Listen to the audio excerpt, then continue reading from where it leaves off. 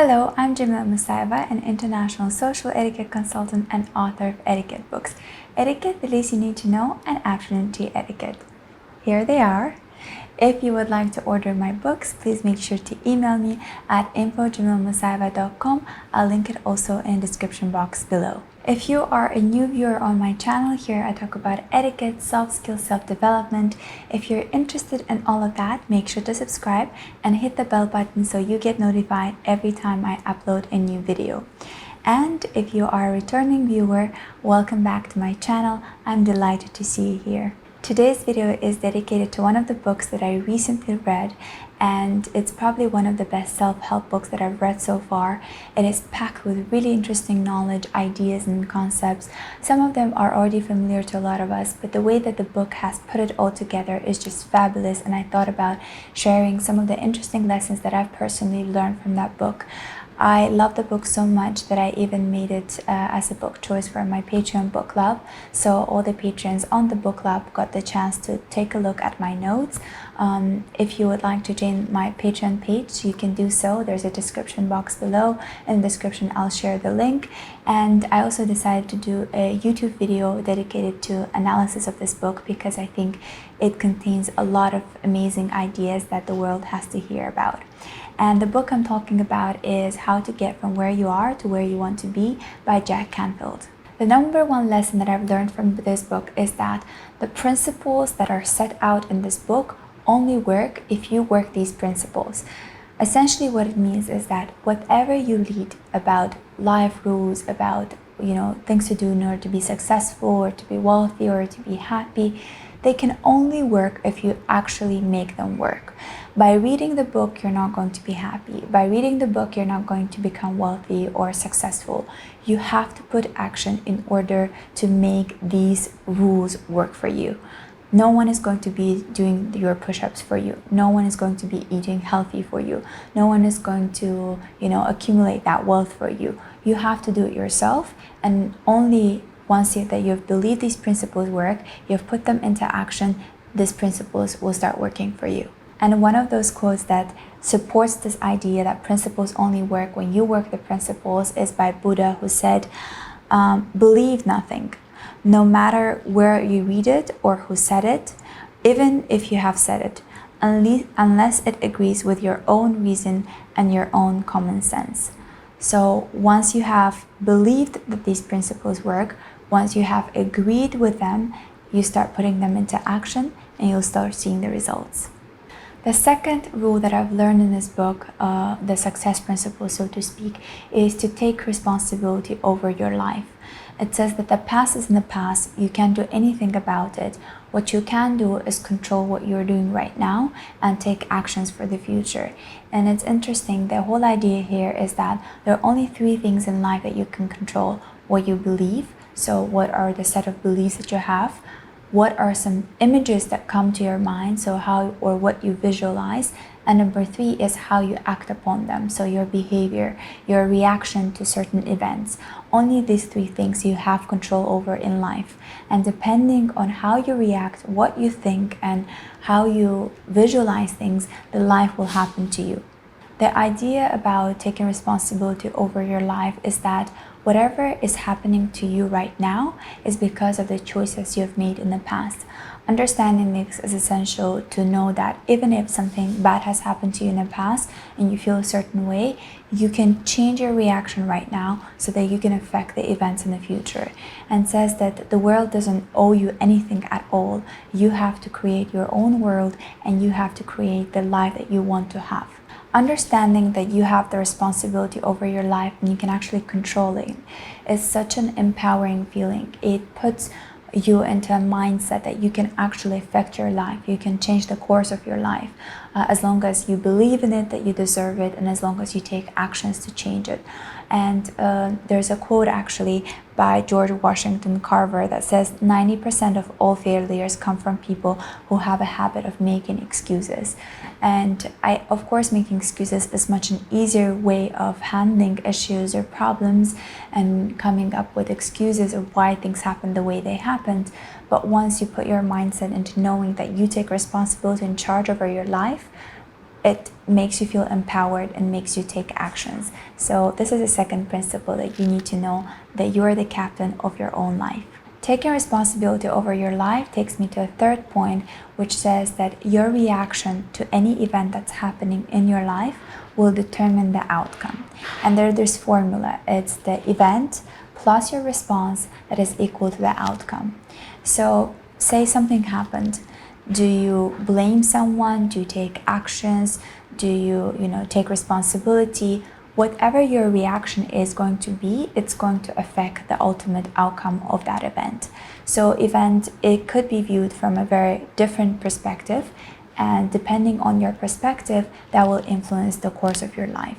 It's a very interesting formula to keep in mind, because now, having understood that, you will be able to control and to modify your reaction in order to influence the outcome. One of the most common reactions to any kind of event in life is complaining, and that is complaining about people in our lives, situation that we're finding ourselves in, maybe life circumstances.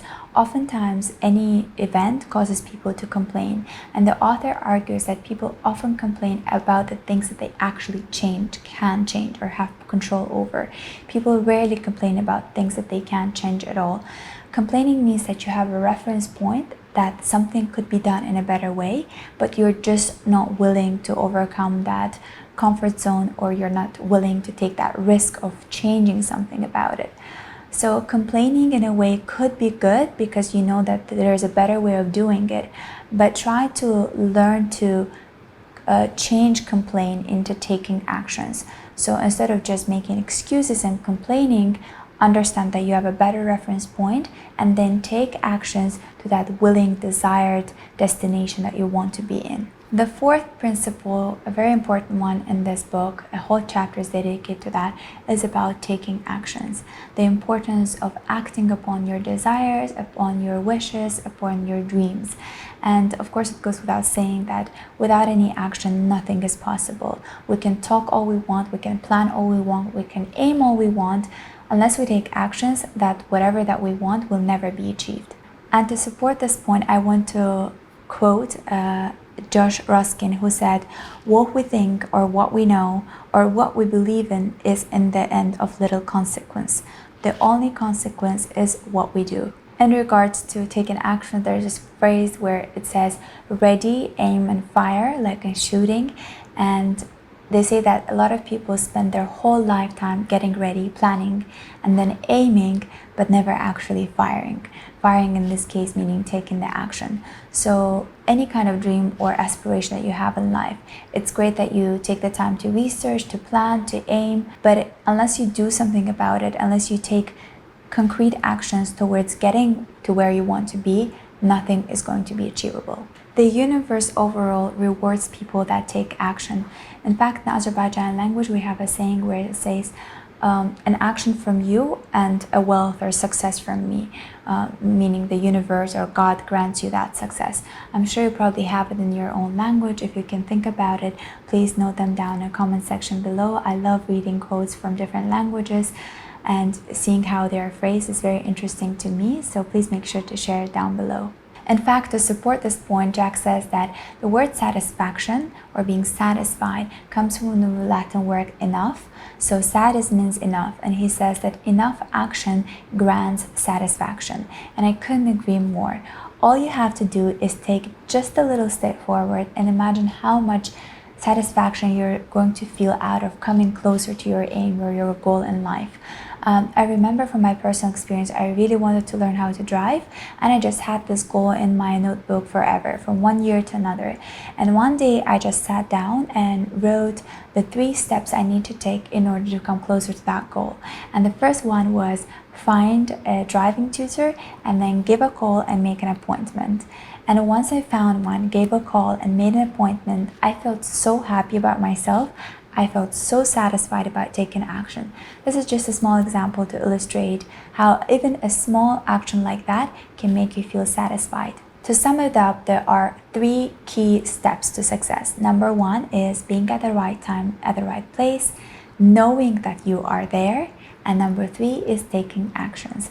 I couldn't stress that enough. taking actions is probably the most important part of any success. The fifth principle that I learned in this book, or rather I knew about this before, but it got reinstated in this book and got imprinted into my mindset, is that always to ask and reject rejection. I have combined these two into one principle because I think it goes hand in hand. From one point, you have to be able to ask. Percy Rose says that asking is actually one of the most neglected but also the most powerful source of success and happiness, is to be able to ask for help, ask for advice, ask for mentorship, whatever it is that you need in life. Learn to be able to ask others.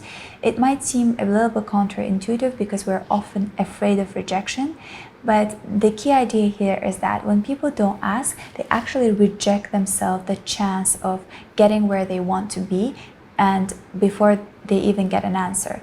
So there was this one quote that I read a while back and I loved it, and it said, if you don't ask, the answer is going to be always a no, which means if you don't ask, there's definitely not going anything to happen to you. But if you ask, there's at least a 50% chance, or maybe 20%, or even 1% chance of getting a yes. And that's enough for you to get where you want to be.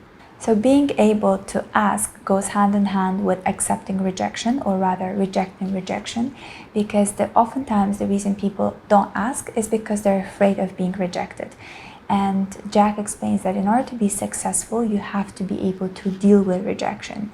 I would put it into two groups of dealing with rejection. Number one is not making rejection personal. If someone has rejected you, said a no, it's not about you. It might be about the person, it might be about the situation in their life.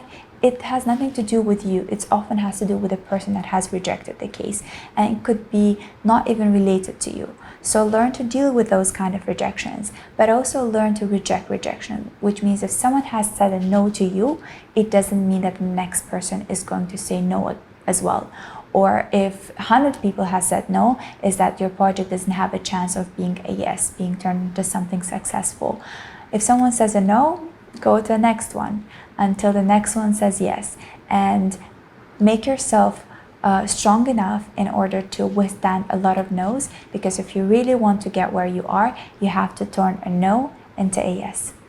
The sixth principle of getting from where you are to where you want to be is surrounding yourself with successful people. There is this interesting quote that goes around on Instagram, and it says, what is more important, the destination or the journey? And the response is the company. And it's so true. The people that you surround yourself with on a daily basis, the people you surround yourself in a project, at work, in university, is going to affect your life in the long run. And there's an interesting observation by Jim Rohn, who says that you are the average of the 5 people you spend the most time with. So choose those 5 people very carefully. In this book, there's a quote by a man called Weiland who said there are 2 kinds of people. There are the motors and there are the anchors. The anchors are the ones that drag you down, that say it's impossible, there's never going to be a chance that you're going to achieve that think negatively, speak negatively, think negatively. And they're the people that are motors. That mean they inspire, they make you believe that everything is possible, they're visionaries, they're those that dream big. These people are having more fun in life because they have more faith in things. So make sure that you surround yourself with people that are motors, that will keep on motivating you and encouraging you to do better, to become better, and stay away from people that are anchoring you and dragging you down. So surround yourself with possibility thinkers, with visionaries, with believers, and once you do so, all these beautiful characteristics and personality traits of these people are going to be slowly assimilated into you. Vince Lombardi says that confidence is contagious, but so is lack of confidence. And I think it's true not just about confidence, but any really human trait. Being courageous is contagious. Being intelligent is contagious. Being visionary and dreaming big is contagious. When we surround ourselves with people that have all those traits, we tend to be drawn into those people and assimilate those characteristics into ourselves. If you happen to be somewhere where you don't really know a lot of people that are successful, or you don't know a lot of people that are dreaming big, what you can do is look up the life and the biography of people that are successful or that are role models to you, and learn how they're thinking, read what they're reading, try to feel what they're feeling, or try to behave the way they are behaving. So find role models in your life that you look up to, even though they might not physically be around you, but make sure that you dedicate an hour a day to listening to those people that inspire you. The seventh and the last principle for today's video is starting now. Whatever you aspire to do, to aim to have, whatever it might be, make sure that you start now.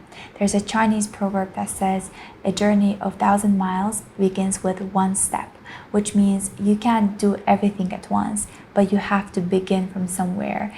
And from somewhere means from where you are at this point in your life, take a little step further, closer to your goal, your aim, your dream, and start now.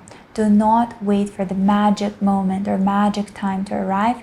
That magic time is never going to be there, or it might never come, or even if it comes, you might miss out on that. So make every moment in your life count and start right now.